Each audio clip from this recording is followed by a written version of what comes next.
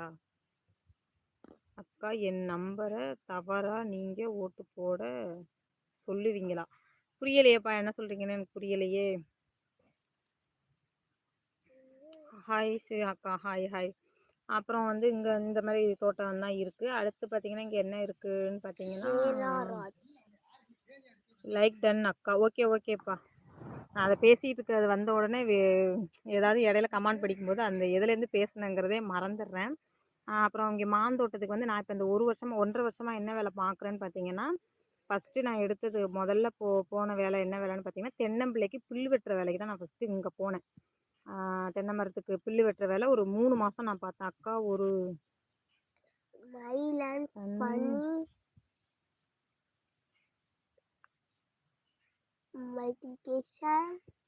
எனக்கு புரியலப்பா. நீங்கள் தமிழே ஹலோ வணக்கம் நல்லா இருக்கீங்களா? நல்லா இருக்கம்மா. நீங்கள் நல்லா இருக்கீங்களா? நீங்கள் தமிழ்லே சொல்லுங்கப்பா. எனக்கு அந்த சேலஞ்ச் வீடியோ மாதிரி ஏதோ சொல்கிறீங்க. எனக்கு அது புரியலை. நீங்கள் தமிழ்லே சொல்லுங்கள்.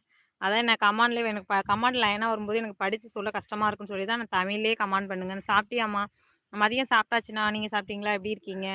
உங்கள் வீடியோ கமாண்ட் போட்டு இருக்கிறேன் பார்க்கணும் சொன்னேன். ஓகே, ஓகே, ஓகேப்பா. கண்டிப்பாக நான் பார்க்குறேன். செல்வராஜன் நான் பார்க்குறேண்ணா. நான் துபாயில் இருந்து பேசுகிறேன். ஞாபகம் இருக்கா? துபாயில் ஒரு அண்ணா பேசுவாங்க. ஆனால் வந்து அதில் வந்து அந்த அண்ணன் லோகோவில் வந்து ஒரு ஃபோட்டோ வச்சுருப்பாங்க. நீங்கள் அந்த அண்ணனா இல்லை வேறு அண்ணனான்னு எனக்கு தெரியல. முன்னாடி துபாயிலேருந்து ஒரு ஃபோட்டோ லோகோ வச்சு ஒரு அண்ணன் பேசுவாங்க. அந்த அண்ணன் ரெகுலராக லைவில் வந்துட்டு இருந்தாங்க. இப்போ அந்த அண்ணன் வர்றது இல்லை. சிம்பிள் சேலஞ்சு தான் சொல்லியிருக்கீங்க. சேலஞ்சு எனக்கு தமிழில் சொல்லுங்கள். எனக்கு புரியலப்பா. கொஞ்சம் தமிழில் சொல்லுங்கள். தெரியுது. நான் துபாயில் இருந்து பேசுகிறேன்னு சொன்னீங்க. துபாயிலேருந்து ஒரு நண்பர் பேசுவாங்க. ரெகுலராக லைவில் வருவாங்க. இப்போ கொஞ்ச நாளாக வர்றதில்ல. ஒரு 10, 20 நாளாக வர்றதில்ல.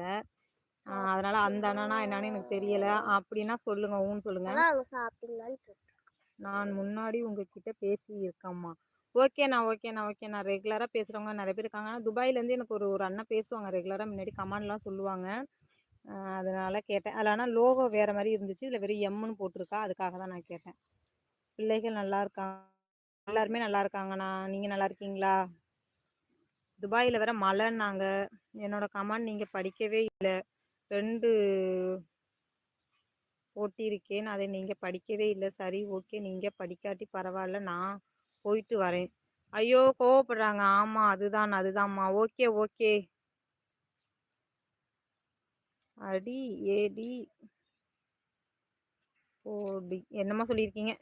ஏடி போடி நீங்கள் என்னன்னாலும் பேசுங்க ஃப்ரெண்ட்ஸ். உங்கள் வாயில் வரதை நீங்கள் சொல்லுங்கள். கமெண்ட் போடுங்க. வாடி போடிம்பிங்க என்னன்னாலும் பேசுங்க. உங்கள் மனசுக்கு என்ன தோணுதோ நீங்கள் அதை பேசிக்கிட்டே இருப்பீங்க. நான் வேலையை பற்றி நான் சொல்கிறேன். வணக்கம் அக்கா. வணக்கம். என்னோடய கிராமத்து வேலையை பற்றி நான் கொஞ்சம் சொல்லிடுறேன். அதுக்கப்புறம் நான் கமாண்ட் வந்து படிக்கிறேன். உங்களோட கமாண்ட் வந்து நான் படிச்சிட்டேன்ப்பா. Hi looking family. அவங்க கமாண்ட் நான் ஏற்கனவே முன்னாடி நான் படிச்சிட்டேன். நீங்கள் ஓட்டுக்கு வந்து நீங்கள் யாருக்கு ஓட்டு போட்டிங்கன்னு கேட்டிங்க. அது வந்து நம்ம பர்சனல். அது வந்து யாருக்கும் சொல்லக்கூடாது. அது வந்து யாருக்குமே சொல்லக்கூடாது. யாருக்கு ஓட்டு போட்டேன்னு சொல்லக்கூடாது. அதுக்காக நான் சொல்லலை. வேறு எந்த ரீசன் கிடையாது. அப்புறம் நான் வந்து சூர்யா அக்கா இருக்காங்களா போயிட்டாங்களான்னு தெரியலை. அந்த அக்கா தான் காட்டு வேலையை பற்றி கேட்டாங்க. அது சொல்கிறதுக்குள்ளேயும்